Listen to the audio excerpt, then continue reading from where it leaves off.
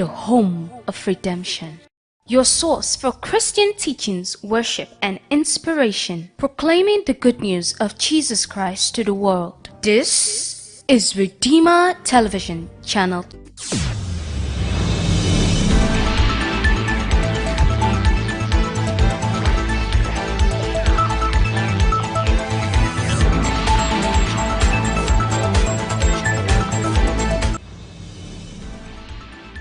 Hello and welcome to RTV News. It's Tuesday, 19th November 2024, and I am pleased to bring you this edition of our news program airing live from Monday to Friday at 8 p.m. on Redeemer Television Channel 25 and also streaming live on our Facebook page Redeemer Television.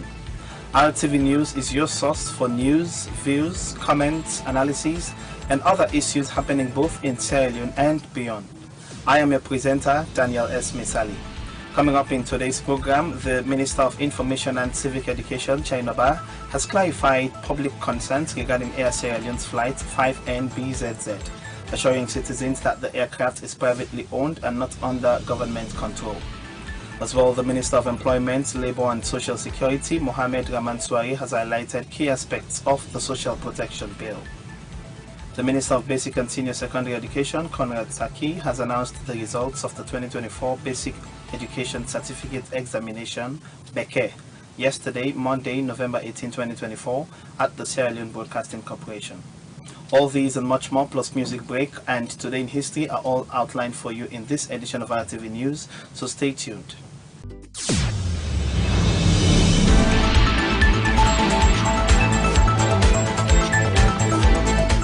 Yes, welcome back. This is RTV News, and you can send us your thoughts via text or WhatsApp to the number 079-716-255, or kindly drop your comments or concerns via the comment section on our Facebook platform, Redeemer Television. Now let's dive into the first story of the day. The Minister of Information and Civic Education, Chainoba, has clarified public concerns regarding Air Sierra Leone's flight 5NBZZ, assuring citizens that the aircraft is privately owned and not under government control. In response to growing concerns about the airline's operations, the minister emphasized the government's commitment to maintaining international aviation standards and quality. Here's more to the story. In a recent statement, Minister Ba sought to address the concern of Sierra Leoneans over the status of Air Sierra Leone's flight, which has been a subject of public debate. Many citizens had expressed concerns about the safety and ownership of the aircraft, with some mistakenly believing it to be government-owned. Mr. Ba clarified that the airline is privately owned, not a government entity, and ensure the public that the government is committed to upholding the highest standard in the aviation sector. He highlighted that the government is working closely with international partners to ensure that all flights, including those operated by private airlines, meet global safety standards. Minister Ba's statement aims is to clear up misunderstanding and ensure the public that the ministry is focused on improving aviation infrastructure in the country with strict adherence to international best practice. The government, he stated, is committed to ensure that all airlines operations within Sierra Leone adhere to the necessary safety protocol and offer quality service to passengers, encouraging the citizens to watch the full video for a deeper understanding of the matter and the government's efforts to improve the aviation sector in Sierra Leone. Air Sierra Leone is a private flag carrier. Private, private company we don't count, we don't apply, say they want to use with flag. But boats now WhatsApp, by the way, they carry a salon flag. We don't want to import, ship them, they go about to get salon flag. On this question, say why won't we come forward and explain about technical issue with the plane? Now, the company, as I say, get their own private operations. The reason we are clarifying is because it became news after the reports. Then we get a duty for come forward to you and explain, say, yes, that report say, we tell you thank you for you point out because it was that people that will just use suspicion and like, but this thing we get credit with people, they say, hey, I don't go look over, so I fellow, then we can come to you now and say, actually, here's the facts, and here's also the process what we use for verify and ensure the compliance with quality controls and all the certification levels. So elect plain we don't go do this, do that. Elect na brand new blow the symbol in plane, the brand new one then. And again, sometimes you get issues. Your job as a government and for make sure say if we can we Sierra Leone Civil Aviation Authority ensure say you compliant, you regulate your own due certificates, you maintenance records a day intact. You might have had one issue again. This was not a crash, it's skid. Maybe bad day, like they happens to the best of airplanes in the world. Nobody know that, nobody know what. We have come forward and we have transparently reported it. All the facts, including we don't put in our social media yesterday, I think Zach did that as well. Even the full reports from the Nigerian government. I collect 4 points out to Swear you. Ask a question, we come forward, we don't get nothing for hide. This is a private company that the Sierra Leone government welcomes to Sierra Leone. We want to see them succeed. And we will continue to provide whatever support we can for them to succeed. So the country will go before. So price tickets will come down. So people will fly across a gap. For Grima News, Musa Samuel reporting. In a recent session in the Well of Parliament, Minister of Employment, Labour and Social Security, Mohamed Raman Soare, has highlighted key aspects of the Social Protection Bill, which aims to streamline social safety interventions and prevent resource duplication. He also addressed the workers' compensation law and discussed the growing matter of volunteerism, emphasizing the ministry's effort to renew these services in the interest of citizens. Here's more to the story.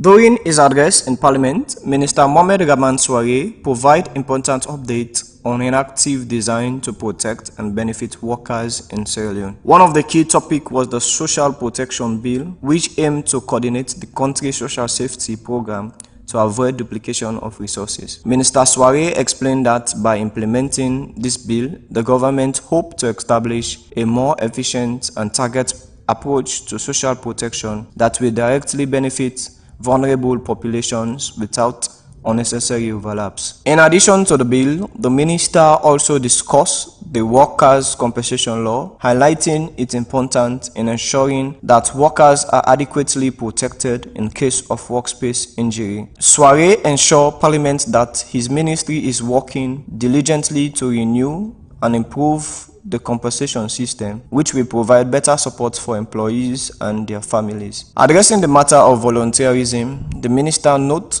the rising importance of volunteer workers in national development, and he emphasized the need to recognize and regulate short contribution to avoid exploration while encouraging more citizens to get involved. Minister Soare concluded his speech by referring his ministry commitment to improve services and ensure that the best interests of Sierra Leoneans are served. Through this reform, the government aimed to provide better support to the workforce, reduce poverty, and foster social inclusion across the country. The Deputy Minister of Justice, Alpha Cisse, has reaffirmed the government's unwavering commitment to tackling money laundering and financial crimes. Speaking at the weekly press briefing, he highlighted collaborative efforts with the Financial Intelligence Agency (FIA) and the Sierra Leone Police to strengthen policies, enhance investigations, and safeguard the country's financial systems. Here's more to the story.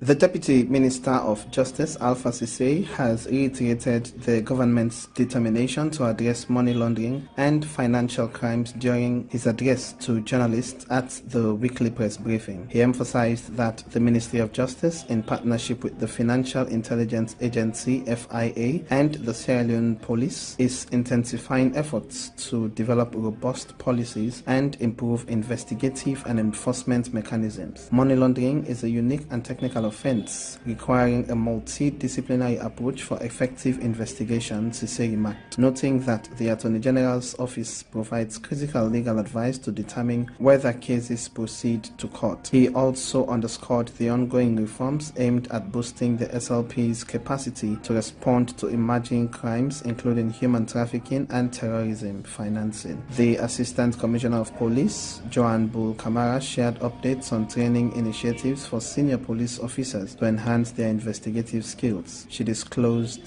that all senior crime officers will undergo additional training within the next 2 weeks as part of efforts to combat financial crimes effectively. ACP Kamara also highlighted public awareness campaigns designed to prevent such crimes and safeguard Sierra Leone's economic integrity. These collaborative measures reflect the government's proactive stance in ensuring accountability and protecting the nation's financial systems. For RTV News, Daniel Misali reporting. Now let's relax and go for a short break.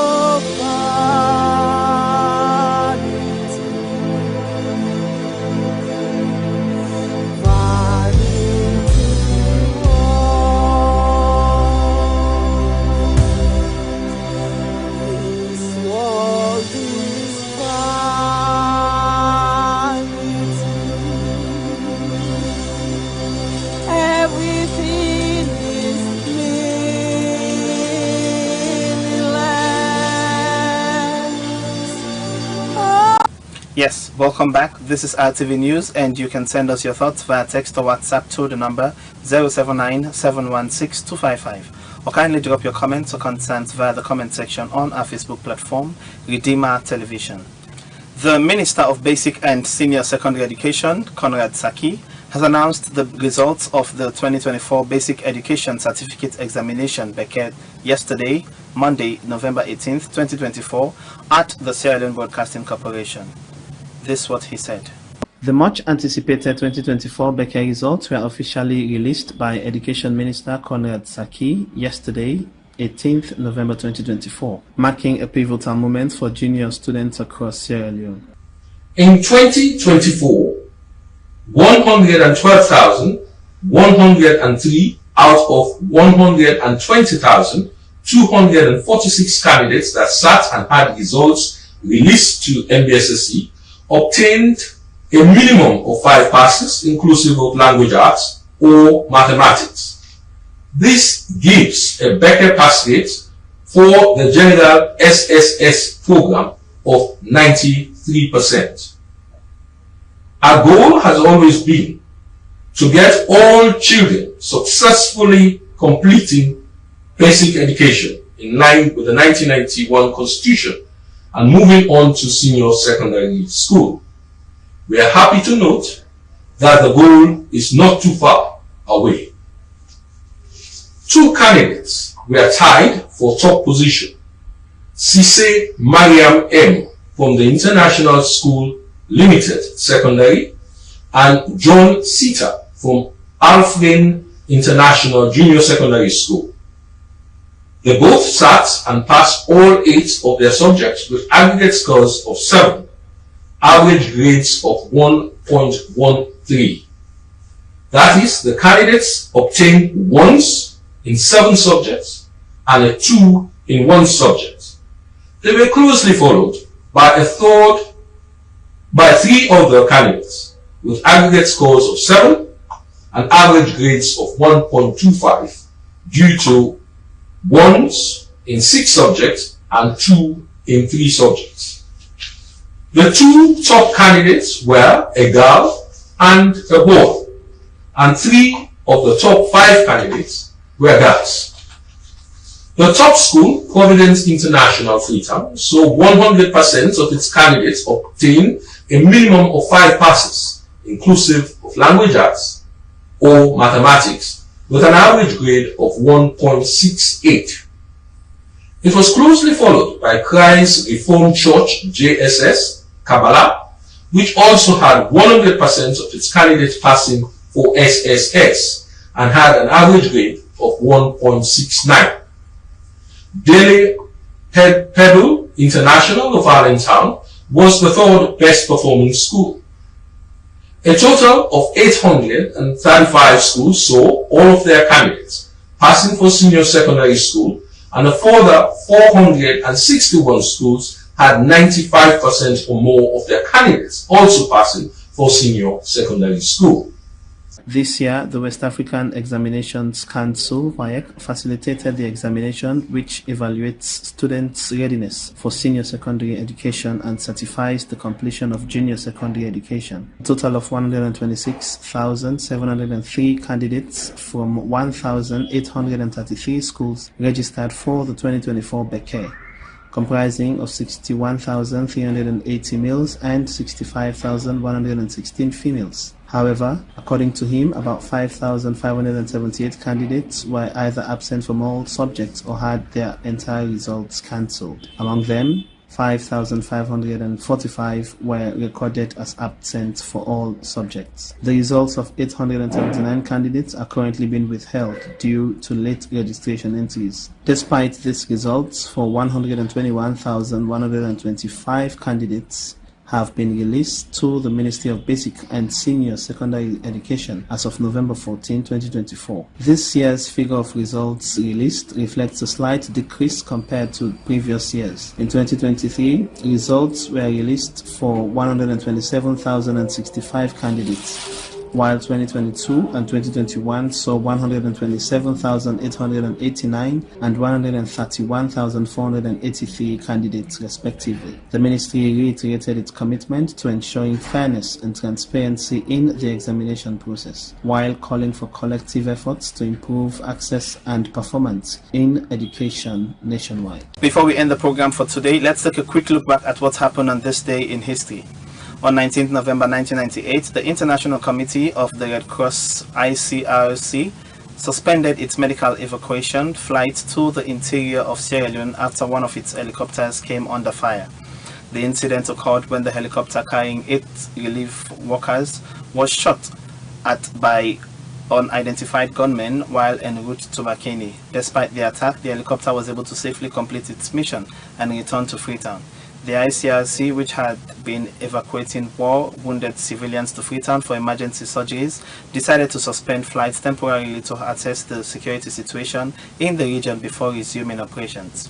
Meanwhile, approximately 100 Sierra Leone refugees demonstrated outside the United Nations High Commissioner for Refugees office in Monrovia, Liberia, protesting the delay in receiving their Chilean scholarship grants. The refugees expressed concerns over the lack of timely assistance from UNHCR, which had been affecting their children's educational opportunities.